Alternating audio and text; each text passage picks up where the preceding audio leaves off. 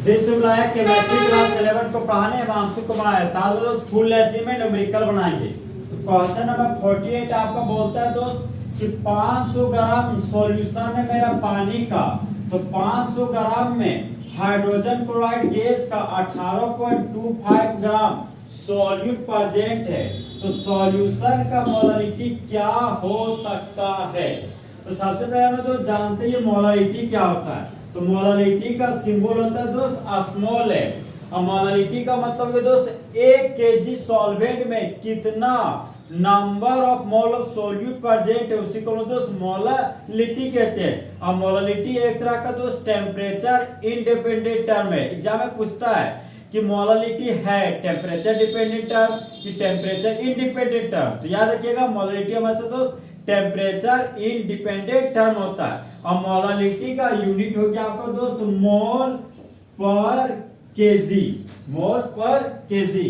ये यूनिट भी दोस्त बहुत ही ज्यादा पूछता है। तो हमको मोलारिटी निकालना दोस्त, मोलारिटी का सिंबल हो गया स्मॉल है, यहाँ पर लिखिए दोस्त मोलारिटी बराबर मोल्स ऑफ सॉल्यूट बटा mass of solvent in KG.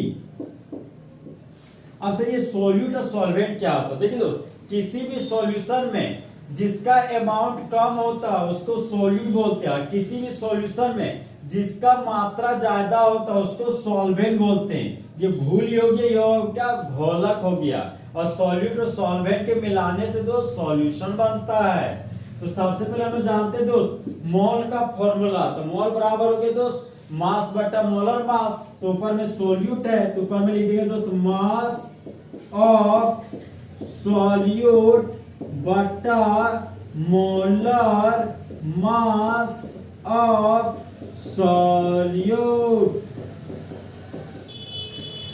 फिर देखिए दोस्त गुना का साइन नहीं है, बटा में मास ऑफ सॉल्वेंट केजी में लिखना है, यहाँ लिख दिया 1 बटा mass of solvent in KG. अब यहाँ पर देख दोस्त सॉल्यूट का मास लिखना है, तो सॉल्यूट मेरा हाइड्रोजन क्लोराइड है, और हाइड्रोजन क्लोराइड का मास हो गया 18.25 ग्राम। यहाँ पर मास ऑफ सॉल्यूट हो गया मेरा दोस्त 18.25 ग्राम, यहाँ लिख दिए 18.25 ग्राम। अब सॉल्यूट का मोलर मास लिखना है, तो एक मोल के मास को मोलर मास बोलते हैं। मोलर मास का सिंबल होता है दोस्त कैपिटल एम, और मोलर मास का यूनिट होता है मेरा ग्राम पर मोल। तो सॉल्यूट का मोलर मास लिखना है, तो HCl का हमको मोलर मास लिखना पड़ेगा। तो HCl 2 कंपोनेंट से मिलकर बना, एक हाइड्रोजन और एक क्लोरीन, योग्य दोस्त HCl। हाइड्रोजन का एटॉमिक नंबर 1 होता है और एटॉमिक मास भी मेरा 1 होता है। क्लोरीन का एटॉमिक नंबर 17 है, 17 विषम से किया है, 17 का डबल करके जोड़ देंगे तो 17 दूना 34 और एक जोड़ दिए दोस्त हो गया 35। क्लोरीन को प्यार से कल्लू मामा बोलते हैं, मामू लोग थोड़ा लालची होते हैं तो डेसिमल 5 दोस्त और देना पड़ेगा, ये हो गया मेरा 35.5। तो क्लोरीन का एटॉमिक नंबर 17 है और क्लोरीन का एटॉमिक मास आपका 35.5 है। तो यहाँ पर तो सॉल्यूट का मोलर मास हो गया मेरा 36.5 ग्राम पर मोल। 35.5 में एक जोड़ दिए तो 36.5 ग्राम पर मोल आ गया। अब यहाँ पर देख दो सॉल्वेंट के मास को केजी में लिखना है, इस सॉल्वेंट का मास हमको यहाँ पर दोस्त ग्राम में दिया गया, तो ग्राम को केजी में बदलने के लिए 1000 से भागा देना पड़ेगा। यहाँ पर देखिए दोस्त ये मेरा 500 अभी ग्राम में है, 1000 से भागा दिए दोस्त तो ये मेरा केजी में बदल गया। ये 1000 नीचे से चल जाएगा ऊपर में, चल गया ऊपर। अब ये हमारा हो गया 500 केजी, ऊपर में 2 जीरो नीचे में 2 जीरो, तो 2 जीरो 2 जीरो एक दूसरे को खलास कर दिए, ऊपर में 10 नीचे में 5, तो 5 दूना हो गया दोस्त 10। अब यहाँ पर देखिए दोस्त ऊपर में ग्राम नीचे में ग्राम, तो ग्राम ग्राम हो गया राम राम।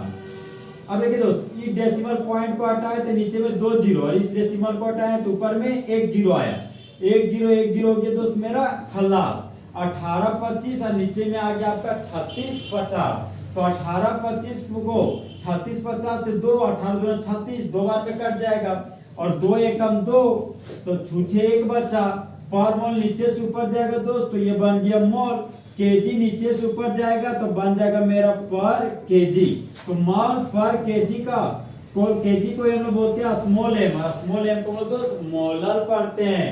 न्यूमेरिकल वैल्यू 1 था तो यहाँ पर लिख दिया 1, तो 1 मोल पर केजी को 1 मोलर भी बोला जाता है। तो क्वेश्चन नंबर 48 का ऑप्शन नंबर बी 1 मोलर हमारा फुल एस्टीम क्या होगा, करेक्ट।